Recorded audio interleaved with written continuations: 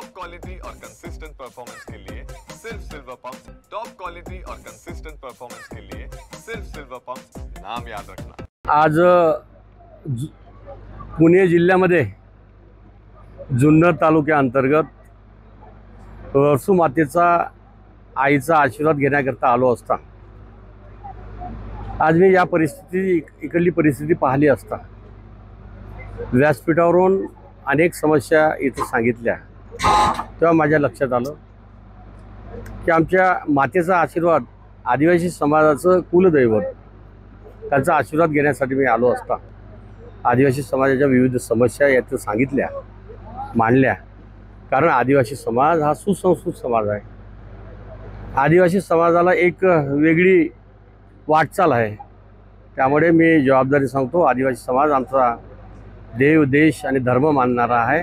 आमची आदर्श संस्कृती आहे, त्याचं जतन करणारा समाज असल्यामुळे या दोन्ही तालुक्याकडे मी विशेष लक्ष देऊन भविष्यामध्ये 3-3 महिन्यामध्ये आढावा बैठका घेत राहील असंच या ठिकाणी मी सांगतो। आजही या भागामध्ये रस्ते व्यवस्थित नाहीये, पिण्याला पाणी नाहीये, वीज देखील नाही, दुर्लक्ष झालेलं आहे। देवाभाऊचा आशीर्वाद पूर्ण या ठिकाणी राहील, या परिसराकडे राहील एवढं मी जबाबदारी सांगतो। शरद भाऊ आहे आमचे, माननीय मुख्यमंत्री देवेंद्रजी फडणवीस आहे आणि आदिवासी विकास मंत्री तुमच्या सोबत असल्यामुळे निश्चितच बदल घडेल। बदल घडवल्याशिवाय राहणार नाही असं तुम्हाला सांगतो। आपल्या शासनाच्या मार्फत अनेक विकास कामं नाणेगाठ म्हणजे एक आदिवासी भाग आहे त्या ठिकाणी सुरू आहे, करोडो रुपयाची निधी करून असे खर्च केलेला आहे आणि त्या रस्त्यासाठी अशा प्रकारची खडी यूज केली जाते।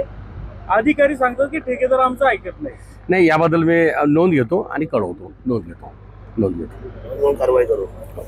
आणि सर असा एक प्रश्न आहे की आदिवासी भागात ज्या आश्रमशाळा आहेत, उदाहरणार्थ सोमतवाडी म्हणून पूर्णपणे मुलींची आश्रमशाळा आहे, 12वी पर्यंत मुली आहेत, त्या आश्रमशाळेमध्ये गैरप्रकार घडला होता। त्या आश्रमशाळेमध्ये पुरुष कर्मचारी आहेत, पुरुष शिक्षक आहे आणि मुख्याध्यापकांनीच गैरप्रकार केला। महाराष्ट्राच्या मुख्यमंत्र्यांच्या संकल्पनेतून निर्माण झालेल्या आदिवासी विभागाच्या माध्यमातून आदिवासी आश्रमशाळेमध्ये शिकणारी आणि मुलगा आणि मुलगी भविष्यामध्ये कदापि अन्याय अत्याचार होऊ देणार नाही अशा प्रकारचं नियोजन केलं असल्यामुळे मी जबाबदारी सांगतो, ज्या वेळेस आमच्या मुलावर तो आमच्या आदिवासी विभागाचा केंद्रबिंदू आहे, अन्याय आणि अत्याचार होणार नाही याची दखल आणि काळजी निश्चित आदिवासी विभाग घेईल असं आपल्याला असतं।